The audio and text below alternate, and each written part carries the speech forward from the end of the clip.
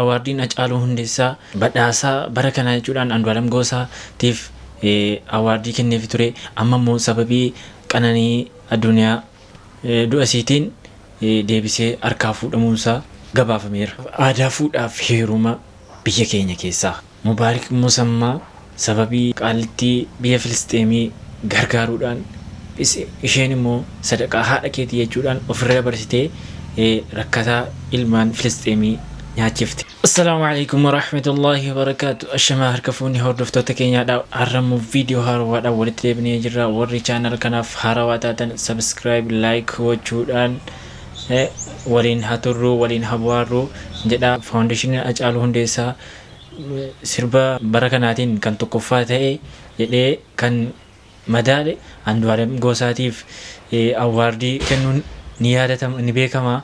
Isatti aansee sababii kaadhimni isaa Qananii Addunyaa du'uutiin bakka adda addaati osoo inni lubbuu baasee jiru maaliif kennitu jechuudhaan miidiyaadhaan sagalee jara dabarsaa turanii bakka adda addaati immoo salaamaawii salfii bahuudhaan miidiyaa irratti yaada jara ibsachuudhaan akka Qananii haqni sii bahu jedhaa turanii. Foundation Hacaaluu amma immoo awaardii Andu'aalam Goosaatiif kenne sana harkaa fudhachuunsaa ገባፈሜ ጅራ ሰበር ዜና አንዱዓለም ጎሳን አስመልክቶ ተሰምቷል። የሀጫሉ ሁንዴሳ ፋውንዴሽን ይቅርታ ጠይቆ ለአንዱዓለም የሰጠውን ሽልማት መንጠቁን አስታውቋል። ይህ ውሳኔ የህብረተሰቡ ድምጽ ያዳመጠና አዎንታዊ ምላሽ እየሰጠ መሆኑንም ብዙዎች ገልጸዋል። የሽልማቱ መነጠቅ ተከትሎ ለቀነኒ ፍትህ የማግኘት ጥያቄዎችም በዚህ ሰዓት በህብረተሰቡ ዘንድ ዳግም እያየሉ መጥተዋል። የመርማሪ አካላት ምርመራውንና ክሱን በድጋሚ እንዳዩትም በርካቶች ጥሪ እያቀረቡ ይገኛሉ። በተለይም በነፍስ ማጥፋት ወንጀል ብቻ ሳይሆን የቤት ውስጥ ጥቃትንም ጨምሮ ሁሉንም ገጽታዎች ማካተትም እንዳለበትም ተጠቅሷል። ሰበቢን ሳማይን ኢኒዱ ኤዶራ ገሩ ከረፉል ዱራቲፍሞ አካ ወንቲኩን ይራወተምኒዳፊ ማለ ኢኒዱ እስላ ወንቲ ቀብሪ ዳካሱንጁ ኢኒጅሩሞ አከኒ ሚዳምኒዳፊ ድምጻዊቷ ፍትህ ለቀነኒ በማለት ድምጿን አሰምታለች። የሀጫሉ ሁንዴሳ ሽልማት ዝግጅት ላይ የአመቱ ምርጥ ሴት ድምጻዊት በመሆን ያሸነፈችው ድምጻዊት ለምለም ኃይለ ሚካኤል በቅርቡ ከዚህ ዓለም በሞት ለተለየችው ሞዴል ቀነኒ አዱኛ ድምጽ ሆናለች። የቀነኒ የቅርብ ጊዜ ምስሎችን በመጠቀም ታዲያም ልብ የሚነካ መልእክቷን ማስተላለፋለች። በመልእክቷ ታዲያም ቃል የሚያሳጣ ልብን በስቃይ የሚያርድ የብዙዎች እየተደበቀ እውነትም ያልተጓደለ ፍትህ ከፈጣሪ እንጂ ከዚህ ዓለም ያልሆነበት ሁኔታ ስትልም የቀነኒን ሞት ተከትሎ ብዙዎችን ላስጨነቀው የፍትህ እጦት ስሜቷን ገልጻለች። አከ ኢሲን ምርጋ አርገቱ ሰበቢ ሲንዱት አከኒ በኡፍ እቱ ጀደኑ ማለፍ ጀናን አጫሉን ከነኒ ቀብሰአ ቱሬ ሚናው ሚዳሚ ሚዳ ሰበሳቲፍ ማለ ለማሚዲ ፊሚቲ ዋን ተኤፍ ገዳዮች ለፍርድ የማይቀርቡ ከሆነ ገዳዮች ትክክለኛውን ፍርድ የማያገኙ ከሆነ ፍቅር ብቻው ምንም አያረግም። ለኔ ፍቅር የሚያስፈልገው በፍቅር ለሚሸነፍ ሰው ዱኤ ደግሞ ዋቱ ቆልቱ ለፈንካይን ከንዱኤላ ካንሞ ሴና ቀብ yomo hindi jedham video isa itaan akkaataa salgii aadaa Itoophiyaa keessatti argamu.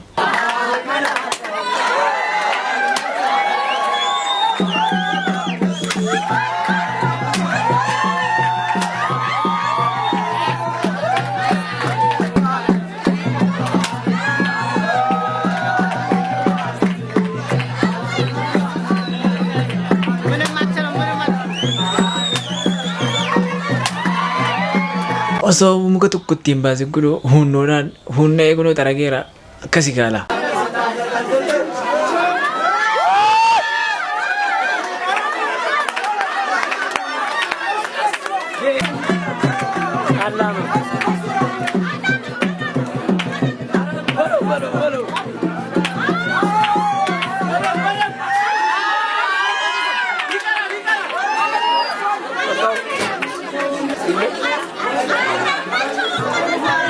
Aadaan Itoophiyaa keessa jiru bakka adda addaatti garaagara qaba. Inni kan namatti tola. Aadaan Itoophiyaa keessa jiru baay'ee kan namatti tolu jira. Nuti aadaa keenya hin beeku wallaalee amma immoo aadaa faranjiitiin deemaa malee kun yeroo ammaa keessatti immoo qoraan falaxuu miti gaafa salgisan caamman akka inni dhoqqee itti hin buunee fi miizeen godhamee akka waa tokko hin taane jedhama. Isa durii immoo isa ammaa wayya jettu simmee koomentii jalatti barreessuu hin danda'u. Eebalaan buut inku arayitoo ersoorri barruunoonde bagoonni kuultu afaan buuse jaarsa afrikaa ነገር አለ ጆሮ ነገር ሳይሸታቸው አይቀርም። ዋሃ ፊት ጎዳ ከዚህ ጋር ገነ ከነፈይ አቁም ገነ አሸቁ ለዝራ ወንድ ልጅ ቸግሮት የሚረዳው ሰው የለም። ወንድ ልጅ ከፍቶት የሚረዳው ሰው የለም። ወንድ ልጅ ገንዘብ ሲያጣ የሚሰጠው ሰው የለም። ወንድ ልጅ ቢራቡ እንኳን የሚያበላው ሰው የለም። ወንድ ልጅ ቢያለቅስ እንኳን እሺ አንተ ወንድ ልጅ አይደለህ ነው የሚባለው። ቆፍጠን በል እንጂ ነው የሚባለው አይደል? ስለዚህ ወንድ ልጅ የሚረዳው ሰው የለም። ወንድ ልጅ ይሄንን ስለሚያውቅ በውስጡ ብዙ ህመምና ቁስል ብዙ ነገሮችን ይዞ ነው የሚኖረው። ገባሽ? የሮኒ ጨልሽ የሮኒ ነልኩበ namni hubatuuf hin jiru maan ati dhiiramti ati maaf akkana taate maaf dallante maaliif yaaddoofte maaliif boossa jedhama gaalaa sirriidha akkuma kana ati dhiiramti jedhama namni yaaduuf hin jiru kun soba miti kun haqala mubaarik musammaa akkuma warri onlaayinii fayyadamu yookaan immoo warri biyya alaa jiru mubaarik musammaa wallaalu dhihingidda qaallitti wayii kan biyya Filisxeem amma gubataattu isiidhaan geemii taphachuudhaan wajjin taphanna jechuudhaan ishee jechuudhaan sanaa booda geemii wajjin taphatee ofii dhiisee karaa isiitti akka geemicha mo'attu godhee geemichaan taphattee mo'attee sanaa booda birricha sana fudhattee maal goote miskiina achi jiru bakka haadha isaa duute jettee footoo sana qabdee sadaqaa hiraatte achitti jechuudha.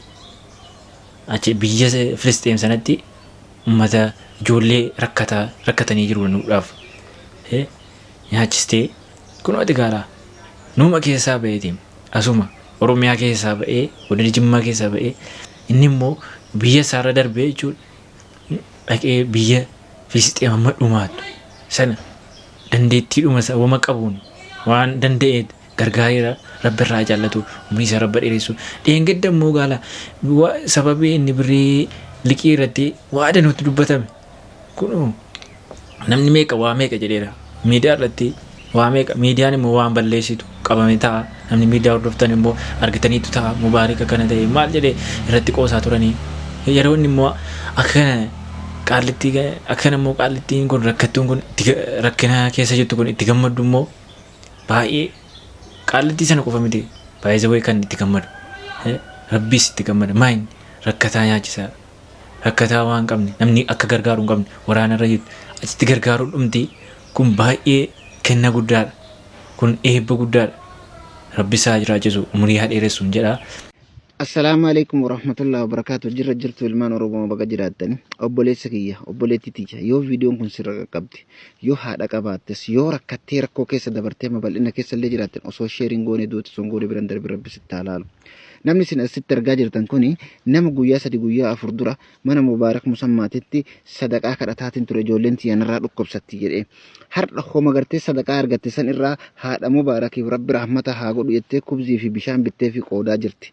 Dhugaa jirtu dubbanna dhugaa irra dhaabbanna Mubaarak Musammaa yoo homa fedhillee dalage homa fedhillee yoo hamaa dalage gaafa waan akkasii keerini dalagu wajji dhaabbanna galatoomi jennaan ulfaadhu galatoomi waan gaarii dalayde nu hundi keenya yoo waan akkanaa kan osoo dalayne miskiina osoo gammachiifne na argaaf osoo hin taane na dhagaaf osoo hin taane osoo waan akkanaa kana dalayne irra gaariidha. Kanaafuu rabbi sirraa haa jaalatu sadaqaa isin haadha tanteetiin niyyattee sadayte kana sadaqaa san rabbi irraa haa qeebalu cufti keessanuu waan kan irratti xiyyeeffanne osoo miskiinaa fi beelaa rakkataa akkanaa kana gammachiifne irra gaariidha jedhee yaada. Akkuma kanatti laa nyaattee quuftee ofirra darbitee gaa jechuudha sila ilmoon dhukkubsachiisaadha jettee gaafatte namni lama wayii didaniiru garuu inni immoo ishii jedhee galuudhaan wama qabu namas gaggaafachuudhaan miidiyaa arbee akkasiin argattu godheera. Kunu amma immoo isiin immoo haadha isaa isiin duute sanaaf jettee sadaqaa jettee miskiina ijoollee achi jiru immoo nyaachiftee kunu akkasitti gammachiiftee amma samoona kana fatanaa yuunivarsiitii gaggeeffamaara isitti viidiyootti kana waliin haa ilaallee walitti kara viidiyoo. ይኸኛው ምንድን ነው?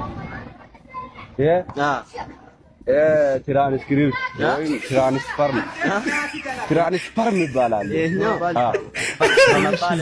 ይታወቃል። ማይችል ሰው ፋራ ምን ይላል መሰለህ? ትራንስክሪፕት ይላል። እኔ ግን ያው በትምህርት ላይ የተባለው ትራንስፈርም ነው። ጥቅሙ ምንድን ነው? ደግሞ ማብራት እሳት ይሰጣል ወይ ይቀበላል። በቃ ነግራ ፈተና አረጋለም ትራንስክሪፕት ትራንስፖርት እንጀሩም ፊዚክስ ገራጅሮ ፈተናን ዩኒቨርሲቲ ከሰቲጋ ጭማ ቱሬ isa magarraa galee akkas jedhee egaa viidiyoon har'aaf qabadhee dhufe kana fakkaata haga kabiraatti walitti deebinutti nagaan naaf turaan ulfaadha galatuumaa bakka jirtan nagaadhaan turaan isiniin jedhaa baay nagaatti.